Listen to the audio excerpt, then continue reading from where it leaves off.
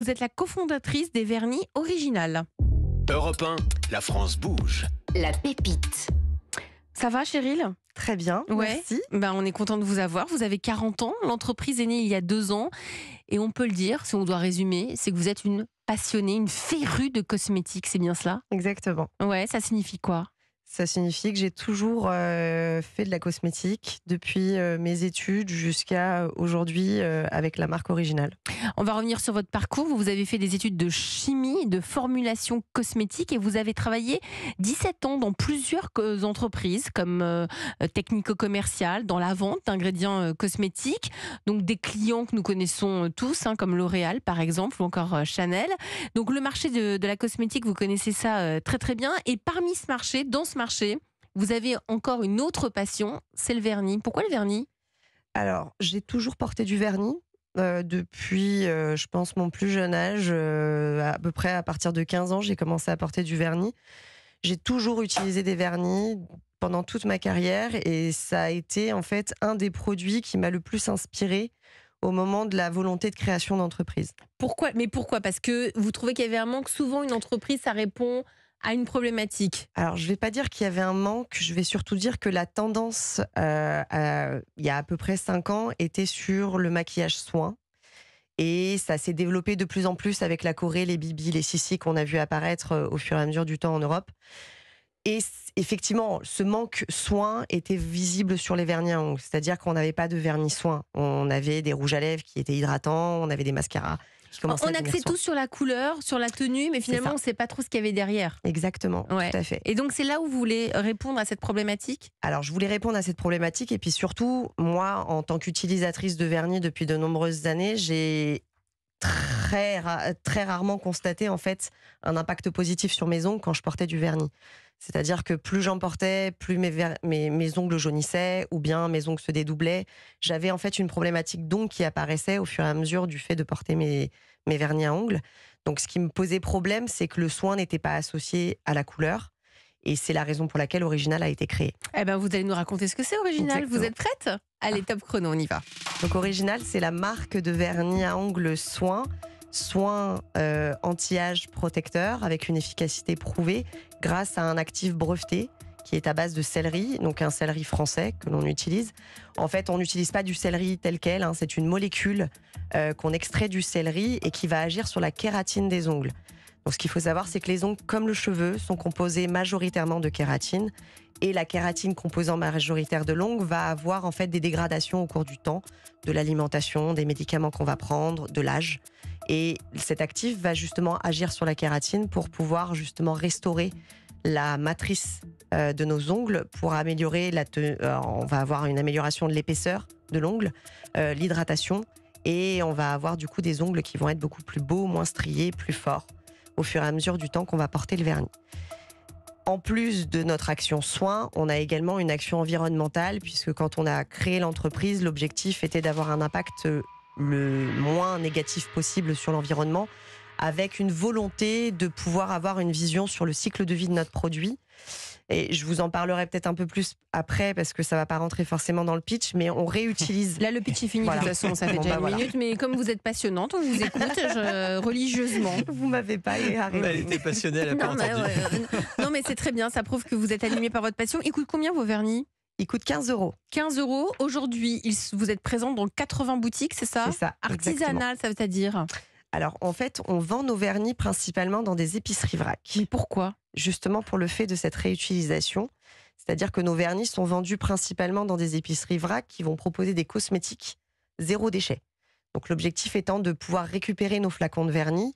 C'est la raison pour laquelle on se développe de plus en plus dans ces points de vente parce que nos consommateurs y sont présents et du coup vont être amenés à rapporter les flacons de vernis une fois utilisés. Lydia Mola, directrice générale de Cavaillès, quel regard portez-vous sur les vernis de Cheryl?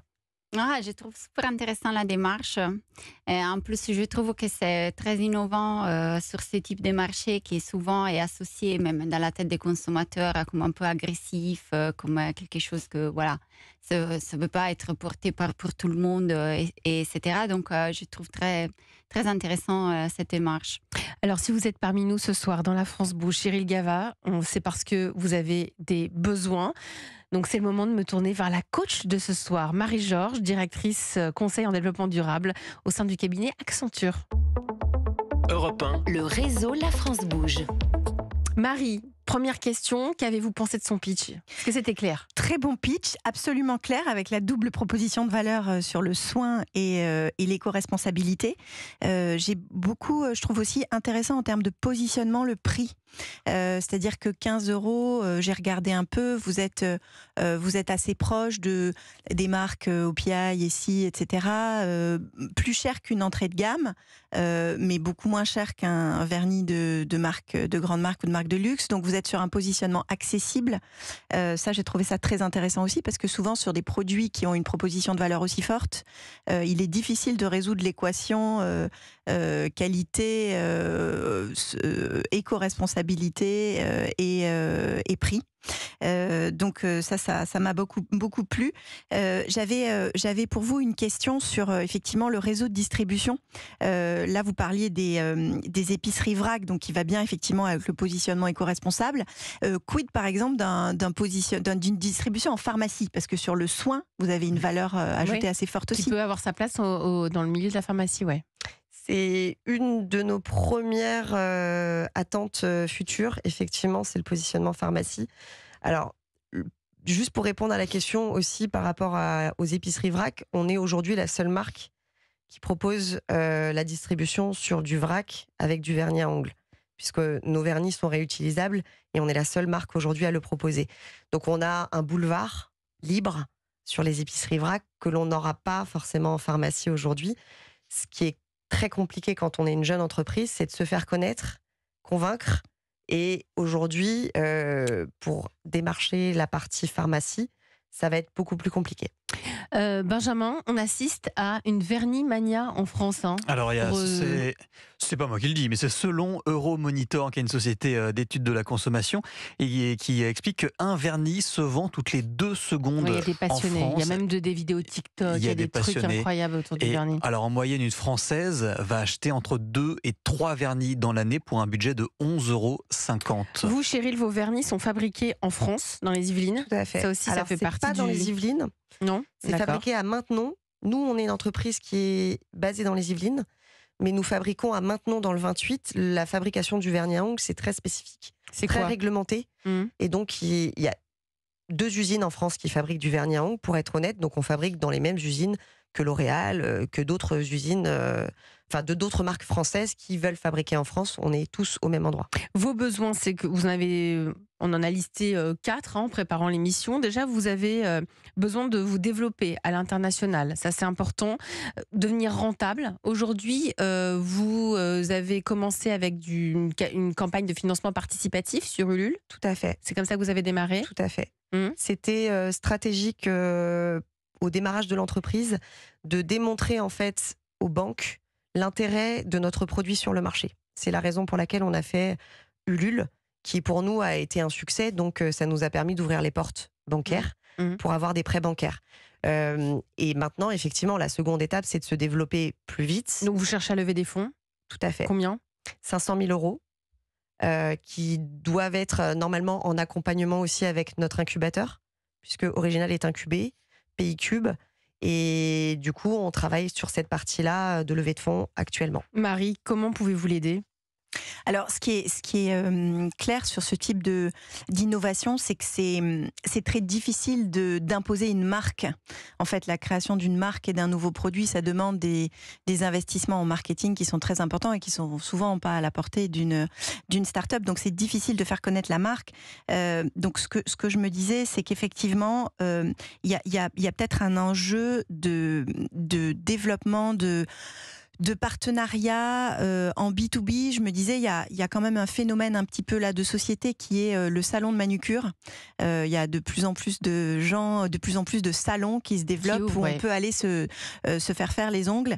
Et donc peut-être devenir un partenaire de chaînes, enfin de salons indépendants qui ont des positionnements très qualitatifs et de devenir la marque de ces salons-là ou de plusieurs d'ailleurs salons indépendants, mais pour développer la notoriété. Je pensais aussi, pourquoi pas, à des partenariats avec certaines plateformes de soins ou de manucure en ligne. Je pense à Simone, qui est une start-up qui a été créée il y a quelques années, que j'avais croisée au réseau Entreprendre, et chez Willa d'ailleurs, qui est donc une plateforme sur laquelle on peut réserver de la manucure ou d'autres soins d'ailleurs à domicile. Et donc, elles ont un positionnement très qualitatif. Donc, par exemple, partenariser avec ce type de marque et de plateforme pour étendre un petit peu la notoriété, développer la notoriété, tout en restant fidèle à ce que vous êtes, à vos valeurs, à votre image. Oui. C'est une très, très, très bonne idée, Benjamin. J'avais une réflexion parce que quand on reçoit des startups, Elisabeth, qui ont été créées en 2020, 2021, on se dit ouais, mince, en plein Covid, ça a dû être difficile. Est-ce que ça n'a pas été une force pour des vernis? Je m'explique, parce qu'on portait des masques et je sais que la vente de maquillage a chuté. Et est-ce qu'on ne s'est pas concentré sur les Ça n'a pas est-ce du qu'on tout s'est pas été le concentré sur les mains? cas, effectivement, contrairement au rouge à lèvres, ça n'a pas du tout été le cas pour les vernis à ongles. Donc ça vous a aidé, c'est ce que Ça vous a aidé, c'est ça? Tout à fait. Ouais. Tout à fait. Et le vernis à ongles fait partie justement d'un côté bien-être. Parce qu'on prend soin de soi et même à la maison, on peut porter du vernis.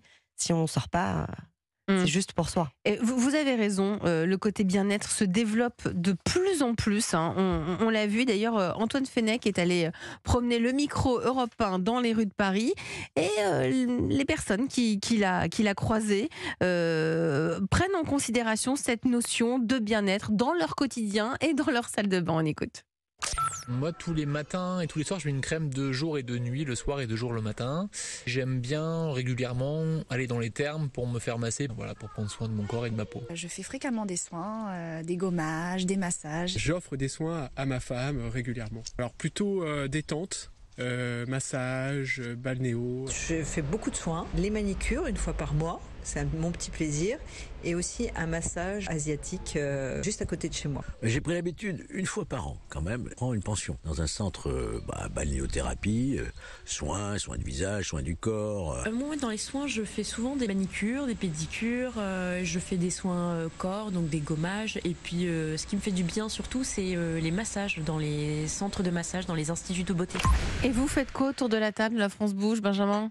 Je mets pas beaucoup de vernis, mais je sais qu'on parle beaucoup de vernis thérapie de plus en plus. Est-ce que on met de la couleur, par exemple les grands timides, on va mettre des couleurs très flashy qui vont leur donner confiance en soi, etc. Est-ce que vous prenez en compte cette notion, Cheryl? On l'a pris, je pense, directement à la création quand on a créé la marque, puisqu'on est sur des vernis inspirés de la nature et notamment sur les fruits.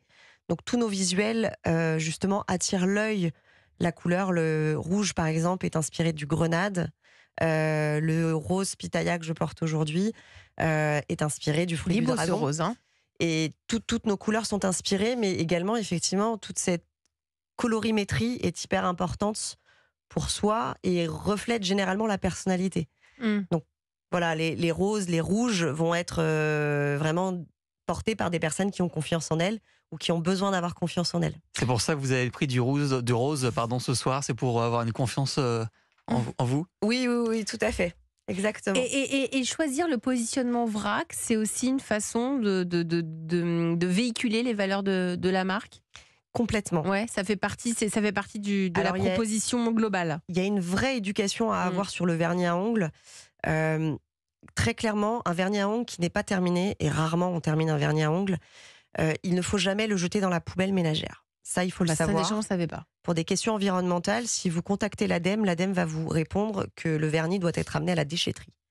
Et personne ne le sait. Et puis on ne le fait pas. Personne ne le fait. Parce qu'on ne sait même pas où se trouve la déchetterie. Non, mais c'est vrai. C'est vrai. Mais clairement, ouais. Et c'est très difficile à nettoyer parce que le contenant est tout petit. Donc en fait, il faudrait idéalement nettoyer pour vider complètement la bouteille pour pouvoir la mettre dans le verre. C'est compliqué. Sauf que nous, on avait contacté Citeo à la création de la marque et Citeo nous avait, pour les consignes de tri, Citeo nous avait répondu qu'il n'y avait pas de consigne de tri réelle pour le vernis parce que le flacon est trop petit et qu'il n'y avait pas besoin de différencier le plastique du verre parce qu'il serait incinéré. Donc quand on a appris ça, c'est la raison pour laquelle on fait de la réutilisation de flacons de verre.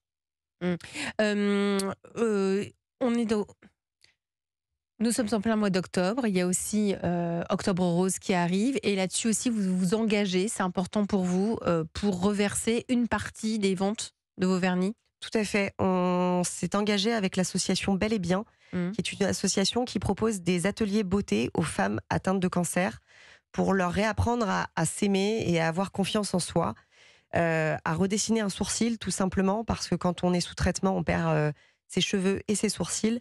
Et du coup, ça peut avoir des conséquences internes, personnelles sur la femme. Vous aussi, Yamola, chez Cavaillès, vous faites quelque chose pour Octobre Rose dans les pharmacies? Alors, pas en particulier pour Octobre Rose. Nous aussi, on a des démarches un peu aussi de social purpose, effectivement, sous la marque. On a cherché d'aider aussi les familles plus en difficulté, les mères des enfants plus en difficulté. Donc, on a collaboré, on a fait des donations avec des associations comme la Maison des Femmes ou Ma Maman. Et on continue un peu sur selon ce que nous on fait. Donc c'est vraiment l'hygiène et la routine d'hygiène des familles. Allez, vous restez toutes et tous autour de la table de La France Bouge. Vous restez avec nous sur Europe 1.